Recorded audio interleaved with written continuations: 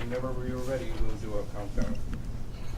Okay, let's everybody give us a second. Sure.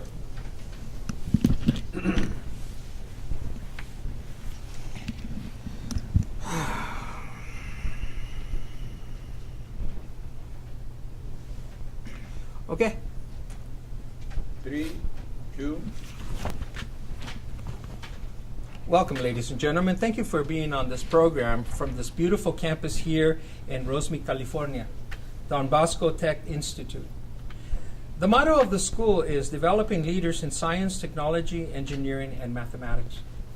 That's very important now given where we are in the future.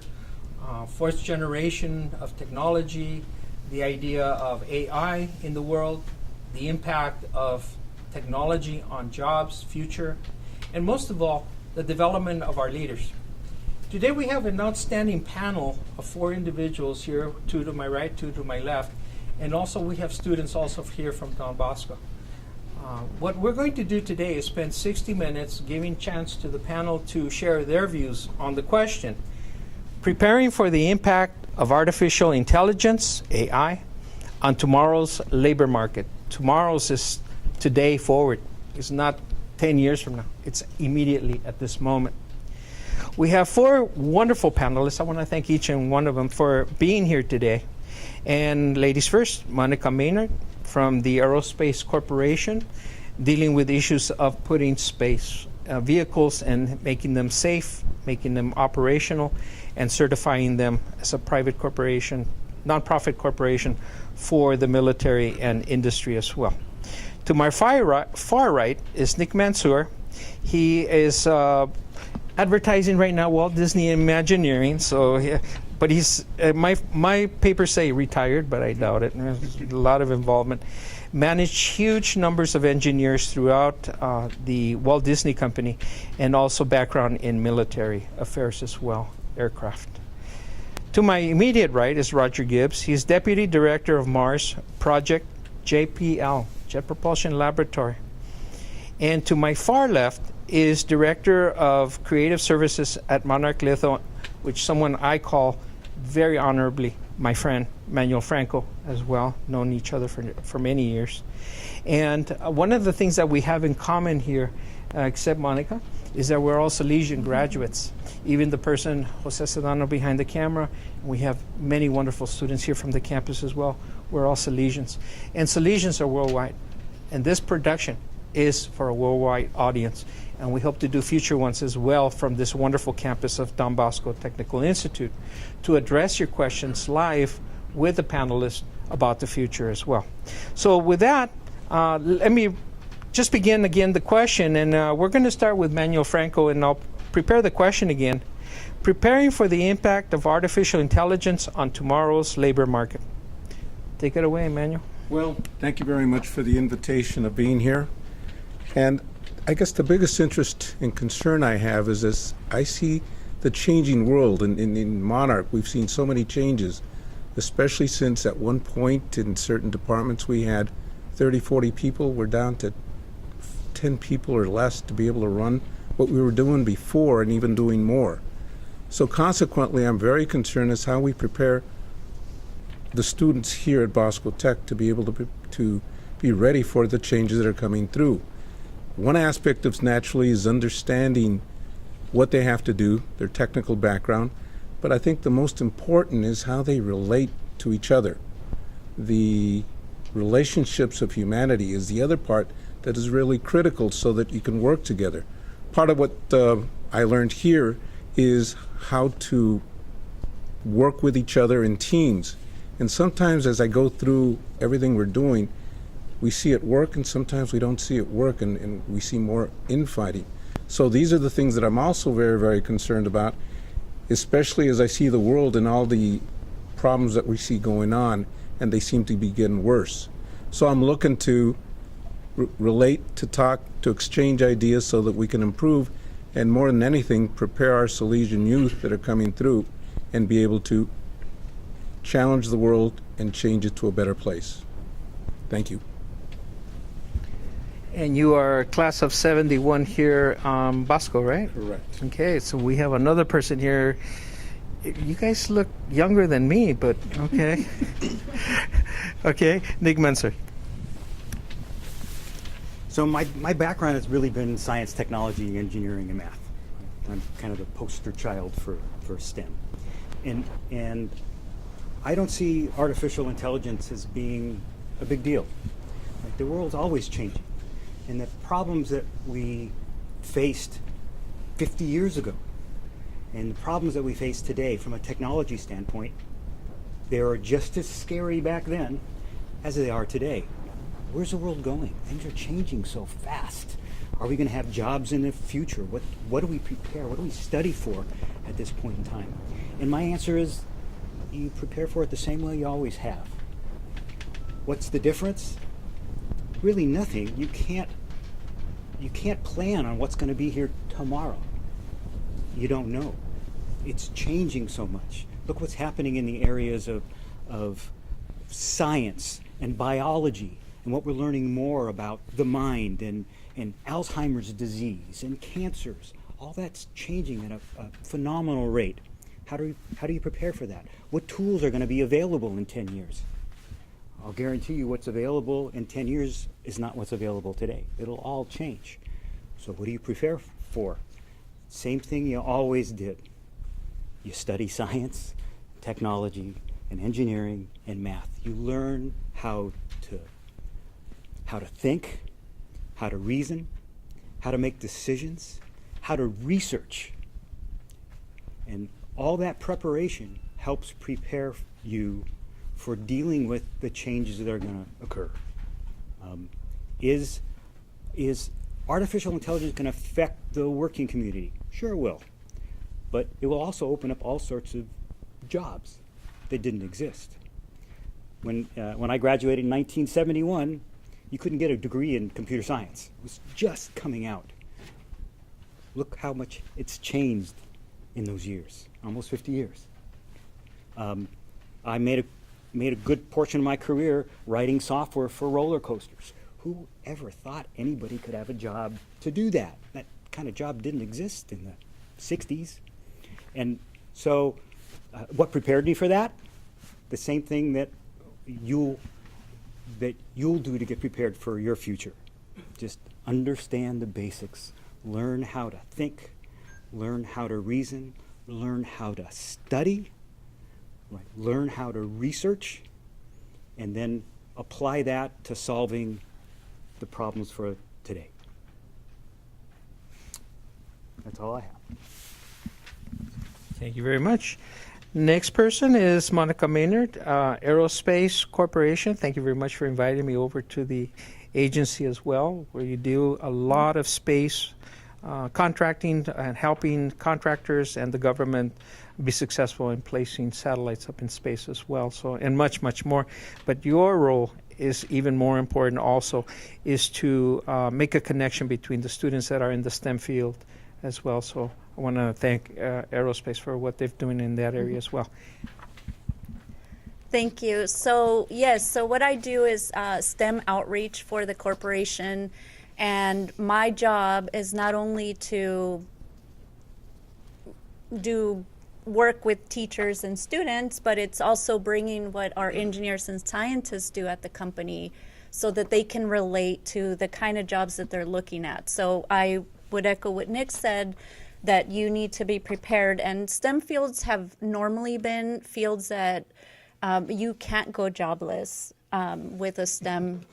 You can't. I mean, I get LinkedIn requests for jobs all the time that have, and I'm not an engineer, I'm by trade a scientist, but I get all these requests that have to do with science and math and outreach and education and, you know, field work and things like that. So if you are prepared in a STEM field, I think your odds are really good to have a job in the future.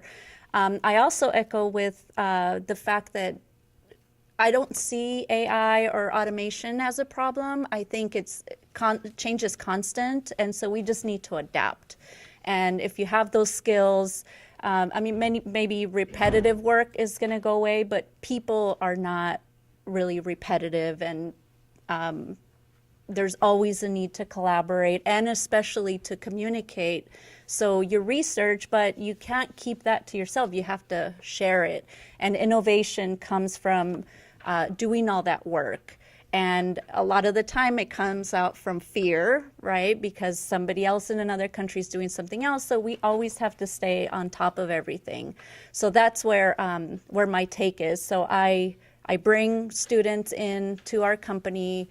I expose them to our labs, our scientists, our engineers. They get to ask questions. I bring teachers in. We do professional development so they can see what is out there, what they can take to their schools, and how they can prepare their students mentally for what's out there. So it can seem like a scary place, especially if you don't know a lot about STEM or don't have a science background, but that needs to go away. We need to do a better job as a community, as companies, to educate people that, it may be scary at first, but it's not, it's only going to get better. It's going to progress, and it's up to us whether it's going to be progressing positively or negatively. And I know not the people here on this panel, but a lot of older people that didn't go to college, their source of news is the local channel, and they always want people to watch. So they'll tell you things that are going to scare you. But I watch the news, and with my background, well, that's not completely right. And that's not completely the story that needs to be told. But they want you to watch. So they'll tell you things for you to watch their show. But I mean, without automation and AI, we would not be putting people on the moon. We would not be sending satellites. We would not know as much as we know about the Earth if we didn't have those satellites, and maybe our other panelists can say a little more about that. But now we're looking into going into other planets and may possibly sending people there. But if we don't do that research ahead of time, if we don't have that innovation here, we're not going to get to that place. And I would rather send AI or an automated robot there than to send a person and get zapped by solar radiation, for example, So yeah, it's very important that we do research. It's very important that you communicate that research properly with the proper people. And systems engineering, systems communication is not going to go away. So you need to figure out where your place is and where you fit in the bigger picture. And I think a lot of these programs and fields, they're pigeonholed. And so you need to step back and look, what is my place in this with what I want to do? Because you don't work alone and you're not alone. Thank you very much. Thank you. Sorry.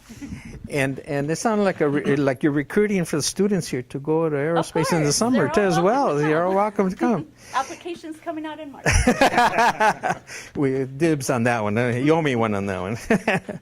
Next we have Roger Gibbs. He is the young person up here, and you're the youngest because you're a class of 73 here at Don Bosco Technical Institute. I'm 69 from Salesian, so anyway. Focus. Jet Propulsion Laboratory. I love that institution. Deputy Director of Mars Project, Jet Propulsion Laboratory -NASA, NASA. Well, thank you. I'm actually going to be repeating some of what Monica and Nick said, and we did not rehearse, but I actually have a very similar perspective, and towards the end, I'll give you some advice, because I was thinking back to when I was 17 and 18 years old. I was quite immature, and the notion of thinking ahead 10 years was a bit beyond me. I'm sure it's not beyond you, but it was beyond me. But I will back up and say, in the 1880s, when the steam engine and the Industrial Revolution began, the trades in England and the United States were worried that jobs are going to go away. It's been a concern of people forever, and in fact, that just opened opportunities. It opened opportunities when other technologies were around. I'm not afraid of artificial intelligence. It's a wonderful opportunity to help us re-engineer drugs, understand how to heal people, how to better take care of crops. It's just a wonderful set of opportunities.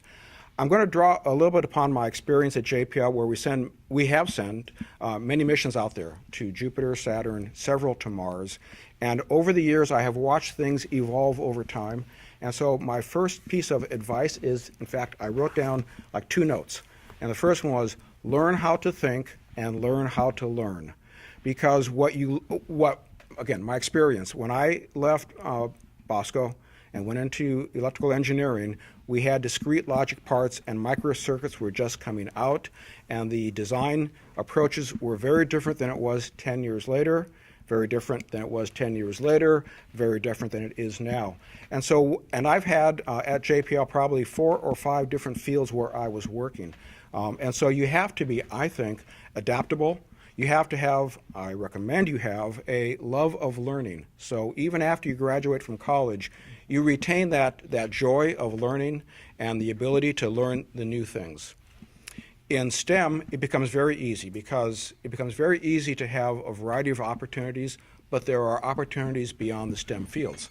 However, I'll talk about STEM for just a bit.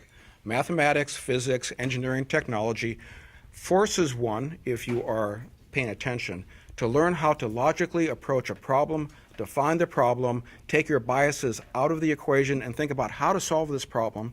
And if you're in a teaming environment, you will think, are there other ways to solve the problem? It really does exercise the brain, and like a muscle, I think you need to exercise your thinking and your approach to problems. And so as you go from high school into college or into other fields, learn how to learn how to think, and never stop doing that. So I will say that. With our missions, particularly, well, all of our missions at JPL, there has been this development over time that in the past, going to another planet, going to a moon, going to Mars, and taking scientific data was all that we had to do. But opportunities arose because our sponsor and we decided, that's not good enough. You have to get the message out there. And so we had to go get people who were good in film, how to tell a story, people who knew classical literature, who would say the elements that capture somebody are the threat, or the this, or the that. I'm an engineer, I'm not a scientist, and I'm not a novelist, but we have people who can say, this is the elements of a story that will capture the imagination. If you're so inclined, when you're done here, Google, YouTube, and any one of the NASA missions, and you will see that they're learning how to get that story out and connect with the public, because ultimately, we spend the national treasure, part of the federal budget, for the benefit of Americans and everyone across the world to take your experiences out there. So whether it's in STEM or whether it is in some other fields, I think the world is going to offer opportunities, and artificial intelligence just changes or expands those opportunities. And then lastly, one last point. When we hire people, when I'm looking for someone to operate on a team that I am leading, there is a very basic element. I'm looking for integrity and honesty. And so that is oftentimes not stated, but in my experience, people who try to take a shortcut, it ends up badly at some point or other. So learn how to treat people with respect, how to team well, how your yes is yes and your no is no. I know it's very fundamental, but it's something I think gets overlooked. And in a modern society, that desire for salary and for goodies and for cars, I think perhaps it may persuade us against that path. So the 2 things, learn to learn and never stop learning, and ethics and integrity. And I'll stop with that. Well, thank you very much. We're, again, for the benefit of the audience, we're at Don Bosco Technical Institute here in Rosemead, California. 3 of our panelists are from this institution as well. I'm the one from East Los Angeles. And Maynard here, she is from Bell Gardens Intermediate, and she's the one that gets her hands all dirty when she wanted to go to college, so she selected a whole new field. That's a story unto itself. We're going to spend the next 15 minutes opening it up between all the panelists here today, and this is discussion between all of you, and we've agreed to disagree to some degree as well. And then after this presentation, we're going to give it opportunity for our wonderful students here on the campus to ask questions as well. Who wants to go first?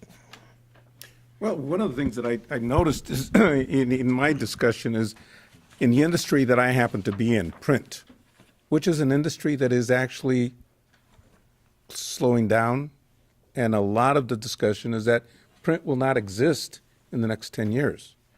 So the changes that I see are scary because it's changing what our people have to do.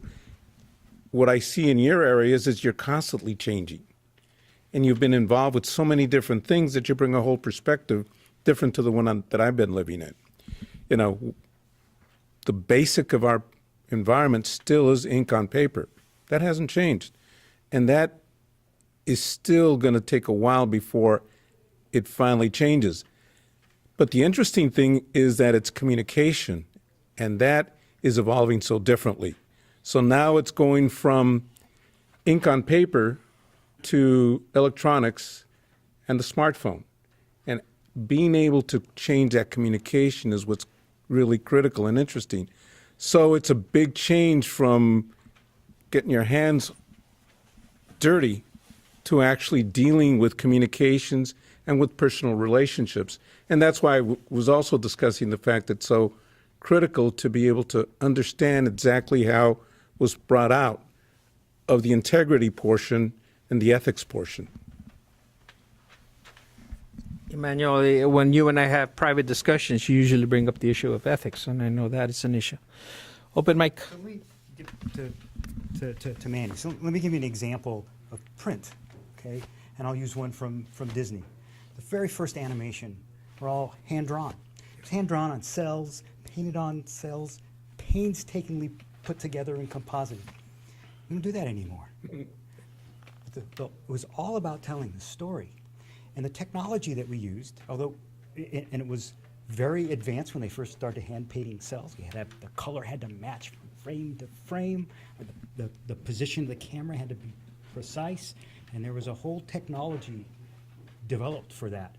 That technology isn't here today. We do it very different. But we still tell the story. It's all about the story. And I think in your field, it's always will be print. It may not be on paper, but it will be print. We'll always have signage. We'll always have something to look at. And communicating, that's the secret. That's where the basis is. But the how we do it, that might change, right? Very, very much so. And so did that affect the people working in the field? Yeah, it does, right? I no longer have to be an expert on the types of paper or the types of ink and how to make sure colors don't fade and things like that. But I need to be expert in something else to still get that information across. And that's what's so difficult, because I've seen some of the of our employees that lost their jobs, and they actually went into maintenance, into whole other areas that really didn't take them and evolve them to the next level. So the point that you make of continue to study and continue to stay above, that's the critical point that we have to also really ingrain in each one of our students, which most of them have, because we have a lot of very, very successful alumni from Bosco. And I just want to speak to the Aerospace Corporation. We have a whole department dedicated to communications. We have our online paper, we have the website where we show stories. So we do hire writers and editors and technical editors. So we have an array of people, photographers, videographers. We have our own video studio. So we have all kinds of opportunities that have to do with STEM. They directly relate to STEM, but people that have other interests and fields. And a lot of those people have interests outside of the company, and they volunteer and they help in their community and their churches. And then it goes back to the ethics, and you want to do the greater good for everybody. And in our case is to keep our nation safe, while communicating to our contractors and the people that pay us to do this work. But yeah, it goes back to you need to be ethical, and you need to be able to do what's good for everybody. And yeah, we've had shifts in jobs within our company, and the people that are able to adapt to a slightly different environment, they're still with us, and they're able to thrive and do good things for the company. So I thought about artificial intelligence. If I think about some of the missions that we build, we have a computer and we have the software. You might think that's the brains of the spacecraft, but it requires a support team that says, well, what's the structure that carries that? What are the arms and the motors and the gears that make something move out? What are the sensors on the end that will interact with a satellite, a comet or an asteroid or the surface? And so you still will require the inventiveness and the artistry of technical people that will take a notion of what we're going to look for are signs of life on the moon of Europa, for example. I mean, we are looking at that mission right now. And it requires a teamwork of a variety of folks, and it's almost as if I think the onboard intelligence is almost secondary. It is the other disciplines. So again, as an engineer, I'd say the interfaces. Artificial intelligence has no interface to humans. It requires either an actuator or a motor or a monitor or something of that sort, which requires the inventiveness. To repeat myself from earlier, I think it's just a wonderful set of opportunities for inventive people to find ways to improve that performance. And then one last thing on the print, because as Manny was talking, I was realizing that back in 72, 73, 74, the products that we produced tended to be prints. They were pictures of a moon around Jupiter or something of that sort with some description on the background. And it was, I think, around 1998 or 2000 on a particular mission, I asked what our budget was going to be for print, and they said 0. Because now everything is going on the web. Because if it's on the web, rather than printing 5,000 prints that we can get out, we can reach 5 million people. When one of Mars landers landed, I think we had several million hits in real time on what was going on. And so that notion of communicating and getting the story out there just morphed. And it wasn't that we lost, we were contracting out the print. So it wasn't that we lost printers on site, but we developed a whole new area that is thriving today in terms of how do you get the story out and how do you get it out to a variety of people? How do you get it out to school-age children at the age of 6? How do you get it out to remote areas where they may not be excited about science and technology? How do you get it out to around the world and actually inspire people that this is a worthwhile goal to achieve so they can better themselves in that area? It's interesting because, when you mention that, we used to print a tremendous amount for JPL. Lost the contract, didn't you? It's not coming back, man. No, in fact, we had the opportunity to print your last annual report. But understanding that and working so close with JPL and a lot of other corporations, and that has diminished because it's gone to electronic media. In what was it in the 20th century? Which was the most important invention or the most important person? Gutenberg, because movable type and actually changing the communication factor in print and being able to expose it and make it worldwide accessible to a lot more. But now that's changing radically and everything moves differently. So the ability, being able to adjust to that, I guess is the biggest thing that I'm concerned about. And to be able to bring out so they understand you have to be students prepared to be able to change and make changes quickly and radically to be able to stay ahead. Well, you sort of jumped on me, but I have a question for each of you on the panel before we turned it over to the students to ask questions. What would be one sentence of advice, one sentence, that you would give high school students given when you were in high school? Do you remember that far back, guys? First of all, I'm hitting the memory here, but what would be the one sentence you wish someone had told you in your face, when the way they are sitting in front of us right now? Nick went first. So I would say, for a career, choose doing what you love to do. Find where your passions are, and if your job matches your passion, then you'll never be disappointed. If you can wake up in the morning and think, I get to go to work today, that's the job you want. So before I say my one sentence, I'm going to support that because I recall a couple of years ago talking to some people in a social environment. The stock market was riding really high, and they were saying, I'm going to retire in 5 years, 3 months, and 24 days. That's not really an exaggeration. They were just looking forward to the day they could quit working. And on the drive home, I talked to my wife, and I said, I like working. Find the job that you love and keep doing that, because, by the way, so I'm in my early 60s or mid 60s. Life does not end when you get to be 60. And people I know who've retired early have oftentimes regretted it. So it's, you need a purpose in your life. My one sentence would be, at this age and going into college, think about diversifying your interests. So if you're going to go into mathematics, perhaps go also minor in or consider music.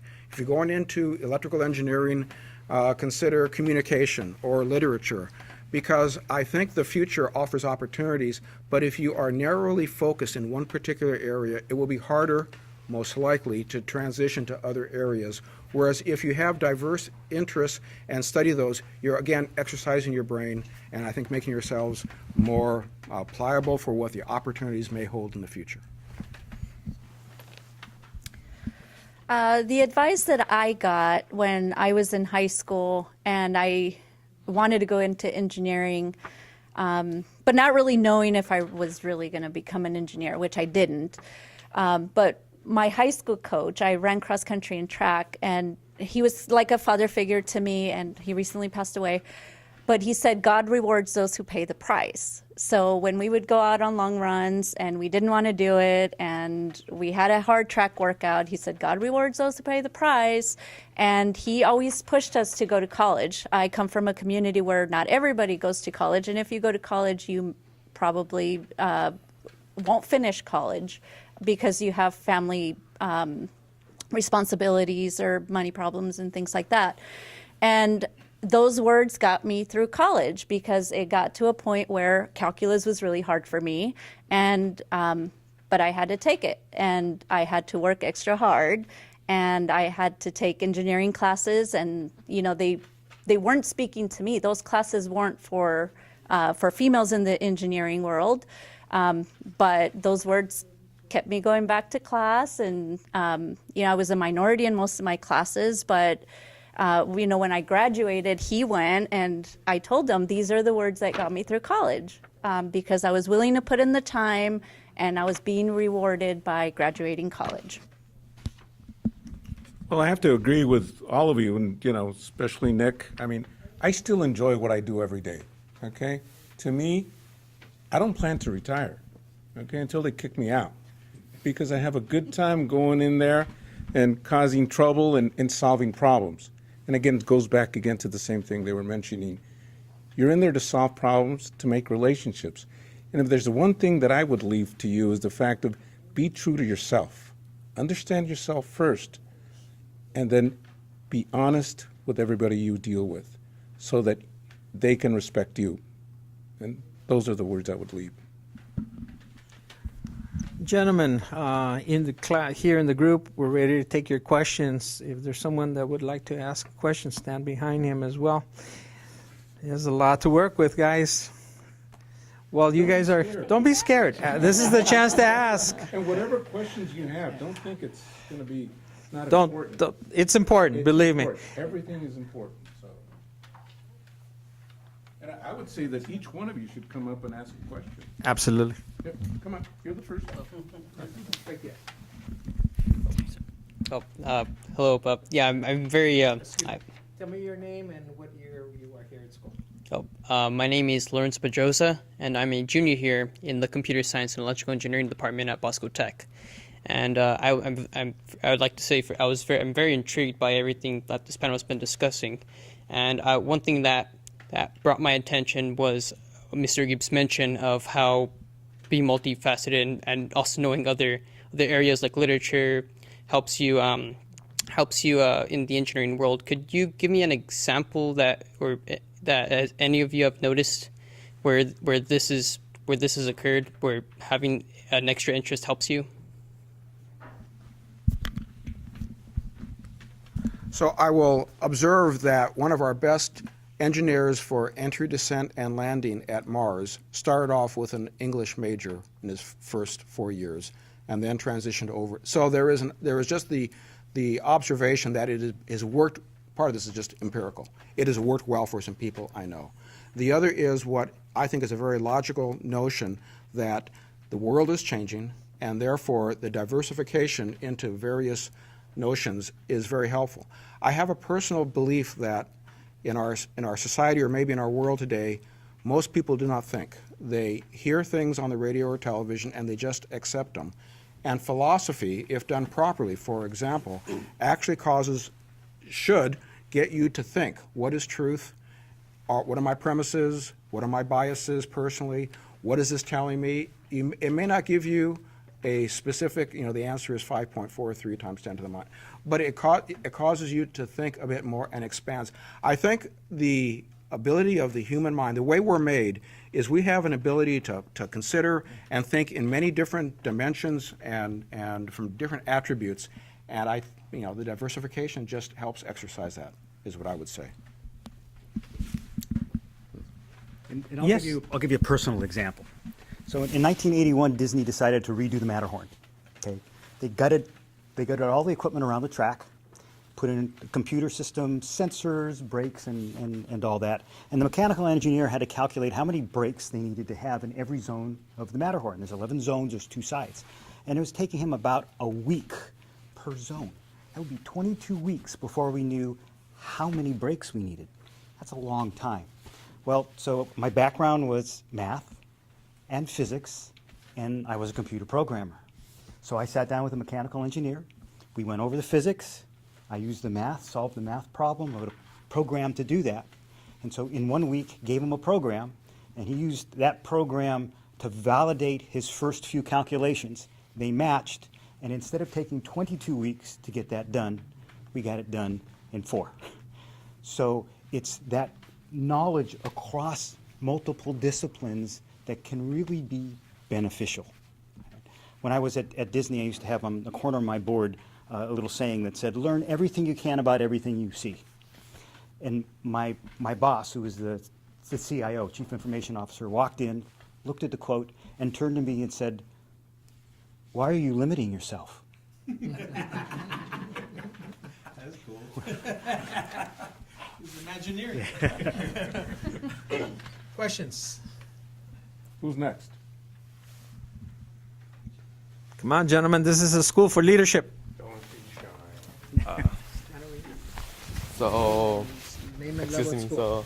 So, my name is Chen Fei Yan. I'm from China. I'm an international student from here. So, a lot of the guys mentioned that AI. So, and I think all of your point is so AI is not very dangerous things. But I heard that a lot of now for a lot of scientists is against to develop the AI.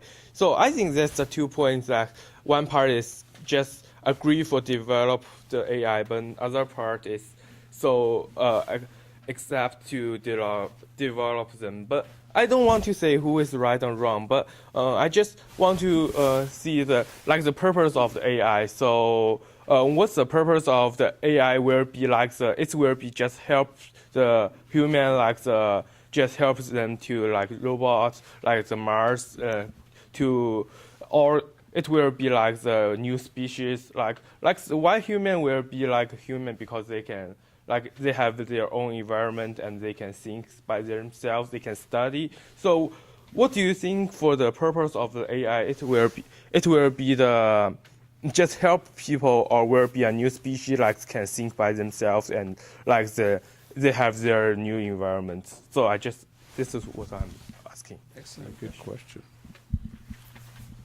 I'll let you guys handle that one. I'm just All right, so what is intelligence, right? What's the definition of intelligence?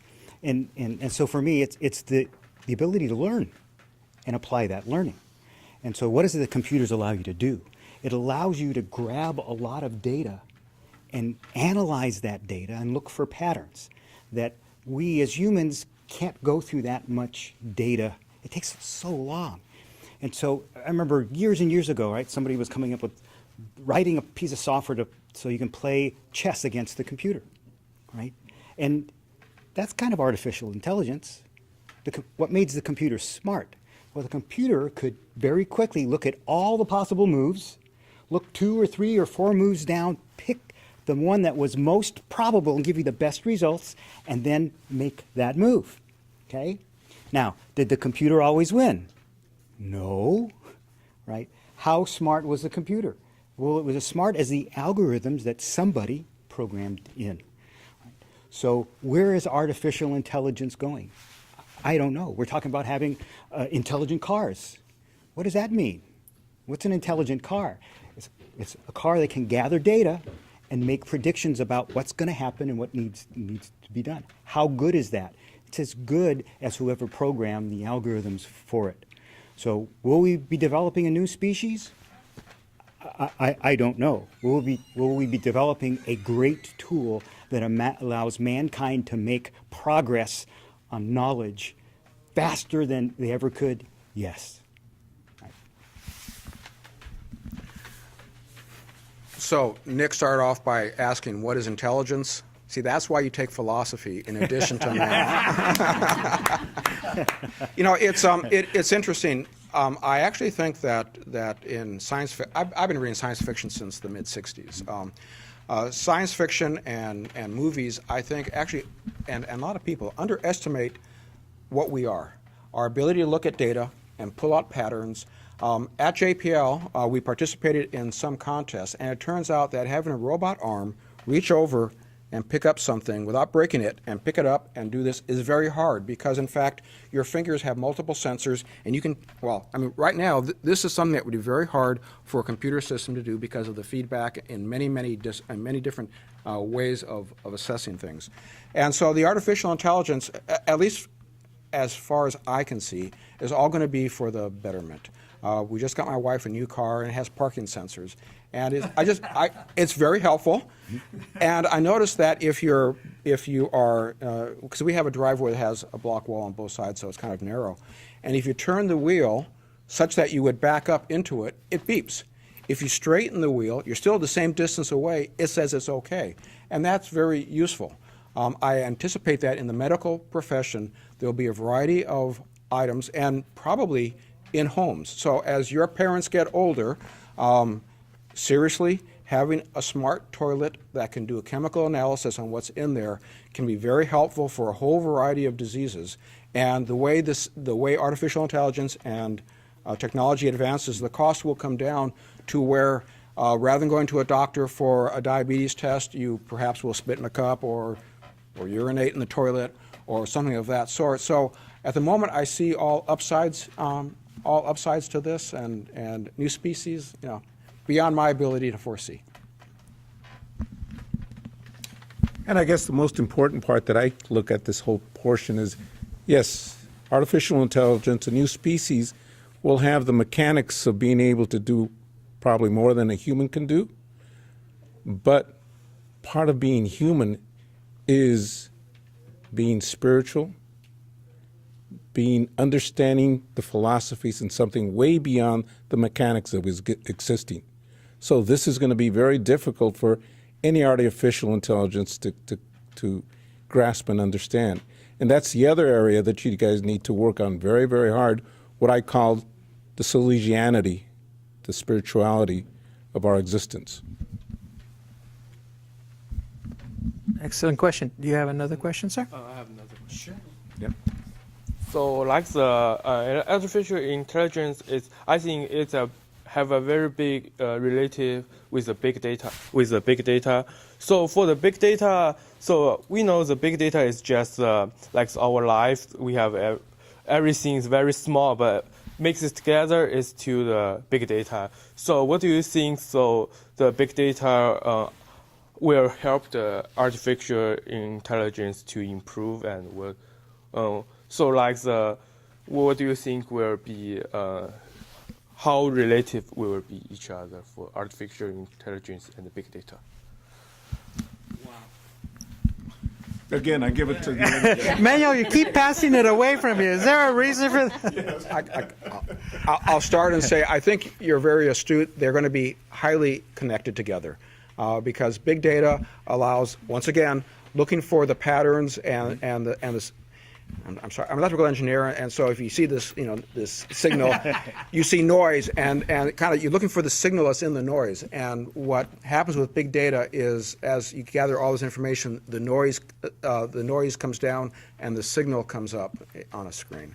But it allows for the recognition of what are the patterns and what's the underlying information, and to a great extent, it will allow for better traffic control, for better production, to get things at a lower cost. Amazon is very much, I think, a user of big data as they try to figure out how do we get deliveries at a very cost-effective and kind of overnight kind of situation there. So I think they're highly interrelated as they go forward.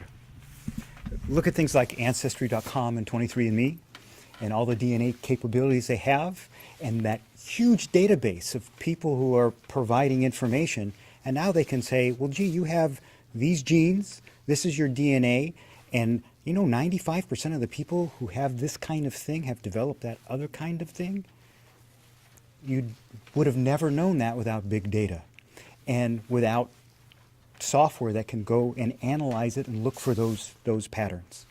So, interesting application, and as Roger said, they're linked, right?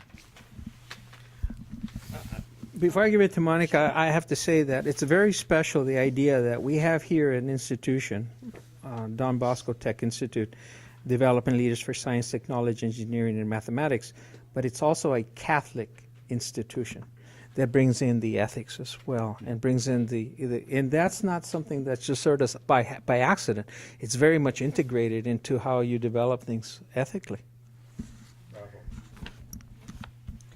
Yeah, so yeah, we have to go back to the ethics all the time, is what are you trying to accomplish with your artificial intelligence and big data. So NASA has a lot of data and you can go in there and it's public, but you're not really going to know what to do with it unless you're interested in it. Like, I can go in there, and if I'm interested in Mars, I can read the Mars page, and if I'm interested in the Juno, then I read up on that and can download files and do whatever I want with that because it's public. So I think it's also up to interest, and that's the public information. I'm not talking about like hacker things and things like that, but also data mining for the purposes that they said. It also goes back to interest as well. Okay, do we have other questions from the audience? Yes, thank you. Please tell us your name and also what standing you are here on campus. Hello, my name is George Flores. I'm a current junior here at Bosco Tech, and I'm part of the Computer Science and Electrical Engineering Technology. And my question is, what advice would you give to students hoping to pursue a career in STEM, especially since it's a very competitive field? Pass it around, Mike. Manuel.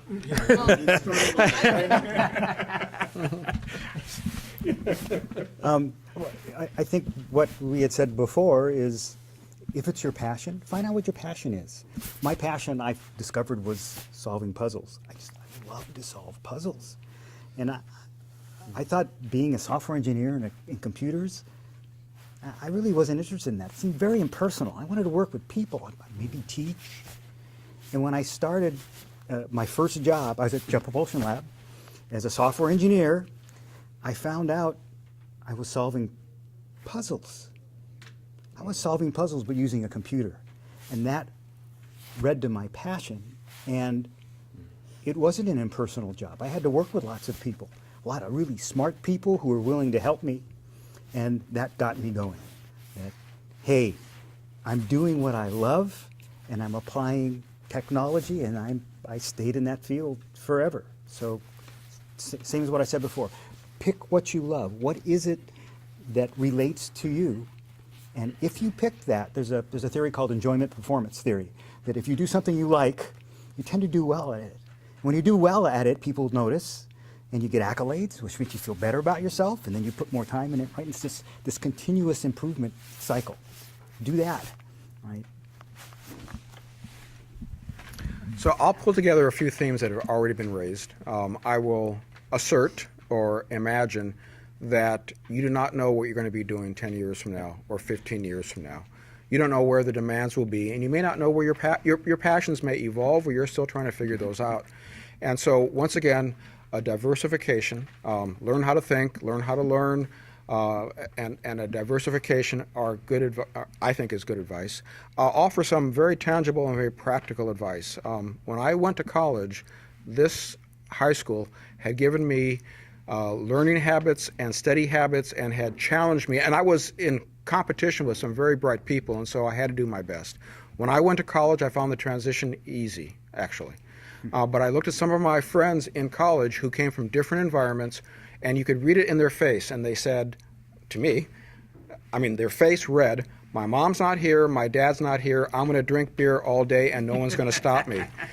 And they got into big trouble because you get into college and there is this wave that you need to catch. It's a metaphor, that gets you going onto certain subject matters, and you get going. If you start having poor grades in the very beginning, my observation of my friends were they really struggled. So practical advice is have your fun when you're a junior in college. Your first year in particular, get your feet, get wet, get your feet grounded, make sure you know how to get things done and get the good grades, and then relax a bit and look around and say, how do I maybe have a little more enjoyment than I otherwise would? Some practical experience. Just from personal experience for me, diversification has played well with me. My passion was always science, and I wanted to work in the science field. I started off as an engineer. I didn't realize science and engineering were different until I got to college. So I was a civil engineering major and didn't find myself liking that when I was in college. So I decided to take up a minor.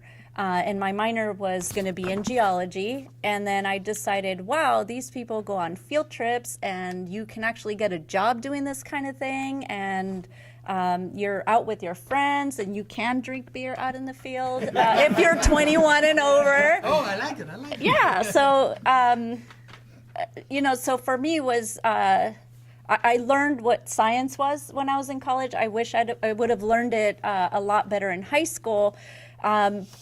But I had this vision, and then I realized that's not the vision. That's not where I see myself in 5-10 years. And so I had to change. So I had to diversify myself, and I had to adapt to new changes. And another thing that helped me a lot is networking. And in high school, I played sports, and they picked me for conferences, and so I did a lot of little things. I was part of a dance group, so I did a lot of little things that now come in handy. So at Aerospace, for example, I'm on the track team, and it's all working people. We're all slow now, but these are people that do their job during the day and sometimes overtime and during the weekends. But we have this set time where we go and gather together and do things that are not work related, although we sometimes, it spills over, but it's like Nick said, it's what you love to do, and it also has to do with the people that you work with. So you need to network. And even if it feels like, well, I don't really want to talk to the drama people or but they have something to offer. Everybody has something to offer. Okay. Okay, good. Because, when I came here, we go through and we choose our shops, right? And I went into printing, or back then it was actually print shop, right? And I really just felt at home. So I continued that. After that, I went into advertising. So I studied advertising, and then I just gyrated back into print. So I'm back in print. I enjoyed very much. So again, it goes back to your passion. And once you're in there, you learn how to solve the problems that you have to deal with. All the basics that you learn here are what take you through all that area. So go for your passion. Thank you. So one piece of advice, additional piece of advice I will offer, and again, as an electrical engineer, I'll say, you have your interfaces. You do. You have a brain, you have thoughts, you have inventions, you have what you want to accomplish. How do you express that? How do you listen to somebody else express that? How do you work in a team environment? And so for your remainder time in high school and in college, leading a team, public speaking, actually team sports is a wonderful thing for a variety of reasons, but learning to communicate is something I think is very important, and something that is, I think, at least in my high school and college early, underestimated. It's an important aspect. Unless you're going to sit at your desk and not talk to anybody when you have a job, being able to work in a team environment, communicate, speak your mind. If something's wrong, say it. Ask questions at panels. All very, very important aspects, I think, as you mature. Thank you. We're getting ready to close the show, but I have the benefit of sort of summarizing what all of you said in a way, and then having the chance of sitting back and thinking. One word that popped up a lot was the word networking. And someone said, you need to start networking. And you asked the question, where do you start that? Well, you're surrounded by some very bright people sitting to your left and to your right, where you're sitting right now. That's your network. You don't lose that network when you move on to college. You keep it going. And you invite each other to come up with new ideas. And somebody says to you, hey, let's go out for theater. And you say, I'm not a theater major. But he says, hey, let's go out for that. And you learn that personality added benefit to it all. You are networking. You're in a great school, great individuals here sharing with you the importance. And what I think I walk away from, and I'm sort of summarizing all of you, learn. Love to learn. Because whatever you're learning now probably will not be very applicable 5-10 years from now. So you have to relearn again. But if you do it naturally, you don't think anything of it. You're actually learning ahead of the curve than everyone else. So I'm very, very grateful for your time to be here and taking away time for your wonderful agencies as well. So again, we're here at Don Bosco Technical Institute in Rosemead, California. And again, I reemphasize the motto for ourselves as well, developing leaders. Remember, it's developing leaders, not scientists. It doesn't say, scientists. That comes already. Developing leaders in science, technology, engineering, and mathematics. And that goes not only for this wonderful institution, but for the Salesians worldwide. Because that's always an emphasis that Don Bosco put. Learn. Learn and learn, apply and learn for the benefit of humanity as well. Thank you to each one of you for being here. Thank you very much. Thank you.